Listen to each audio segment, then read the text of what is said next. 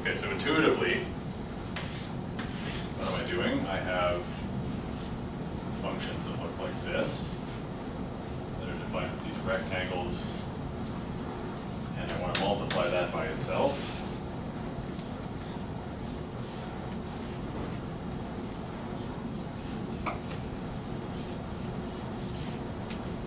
So it seems like at each time, the boundaries of the rectangle don't change, and all I do is I square the amplitude. In fact, you can show that that's what happens. What will happen is this sum, when you square it, all of the terms where time instants are multiplied by time instants are squared, and all of the cross terms where you're multiplying between different time instants vanish through zero. So what you'll end up with is E0 is equal to integral from 0 to TD of the sum from I equals 1 to NB, that's 0I squared, RT minus ITS squared. What is R of T minus ITS squared? Just itself, because it's either 0 or 1, and 0 squared is 0, and 1 squared is 0. I can take the integral inside the sum. I can also take it inside S0, because S0 is not a function of T. So I have sum I equals 1 to NB, S0I squared, of the integral from 0 to TD, of R of T minus ITS. Now let me sketch R of T minus ITS. So this is R of T minus ITS. That is a square, a rectangle, amplitude 1, with TS from I minus 1 TS to ITS, somewhere between 0 and TB. So what is the integral of that? Doesn't matter what I is, the integral should be what? Yeah. Should be just TS. It's the width of this times the amplitude, which is TS. And because it's always between 0 and TB, it doesn't change anything. So this will end up, this term will be TS, that's a constant with respect to the sum. So I end up with TS of the sum I equals 1 to NB, that's 0 by squared.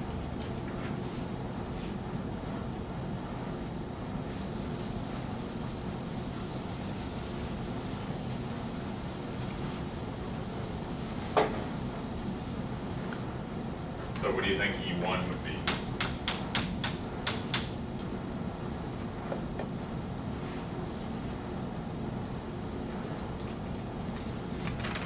What's different? When I'm dealing with big one. The only thing that's different is that S1 is here. So that carries that one down to the bottom. So E1 is TS, sum I equals 1 to NB. That's 1 of I squared.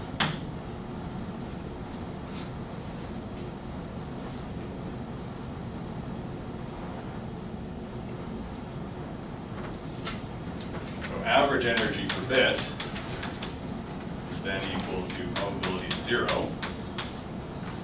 Excuse me. I can take TS out of both. And energy per bit is TS. That's probability 0. Sum I equals 1 to NB. That's 0K, and that's 0I squared. Plus probability 1. Sum from I equals 1 to NB of, that's 1 of I squared.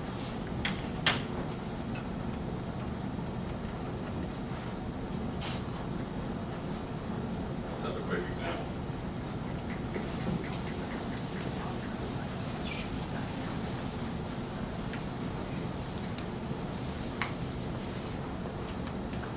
Polar NRZ.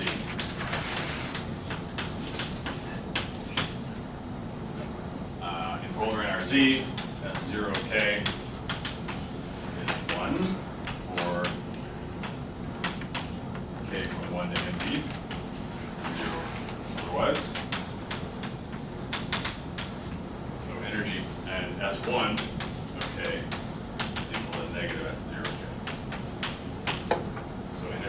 bit is equal to TS, probability of 0, times the sum from I equals 1 to NB of 1 squared, which is the sum from I equals 1 to NB 1, which is what? 1 NB times, what's that?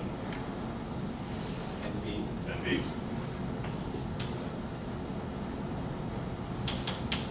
Probably 1. Same thing here. This is S1 squared. Minus 1 squared is 1. NB times. So TS NB. Doesn't matter what probability 0 and 1 are because the same energy is in both signals. Does anybody know what TS times NB is? Sample time times the number of bits. TV. Okay, does that make sense? So polar NRZ in continuous time looks like this.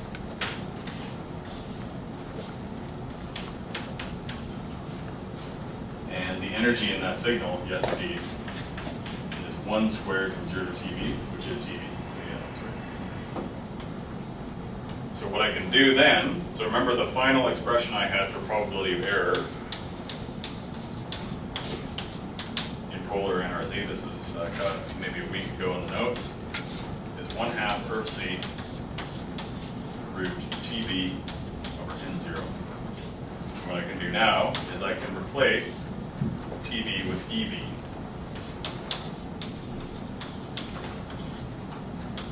Root EV over N0.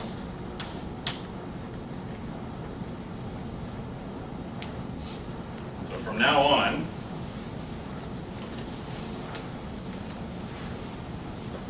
energy gives us, the energy used by the transmitter gives us a way to compare two systems fairly. So from now on,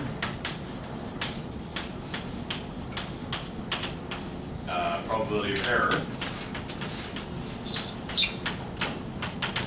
will be expressed in terms of energy per bit using this method that I showed you right here.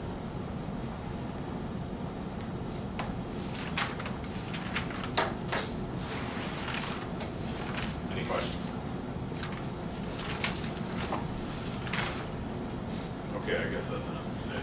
Don't forget about quiz number 2, which will be on Friday, and I will probably have the next lab posted this evening so you can start working on it tomorrow.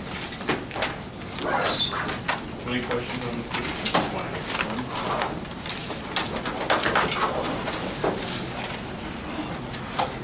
Oh, by the way, the TA will actually cover the problem set in the first half hour or so of the lab period, and then the quiz will take place in the last half hour. Do you have to email the labs to you? Pardon me? Do you have to email the labs to you? You can either give them to the TA or email it to me, however they're submitted.